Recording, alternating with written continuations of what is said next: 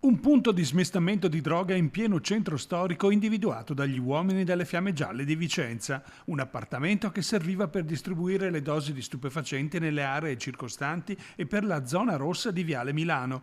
I finanzieri hanno arrestato un cittadino nigeriano intento a confezionare dosi di eroina, cocaina e crack che stavano per essere immesse sul mercato. È il secondo arresto compiuto a seguito delle perquisizioni di un altro appartamento poco lontano dove gli agenti hanno individuato un quarantenne intento a spacciare sostanza stupefacente.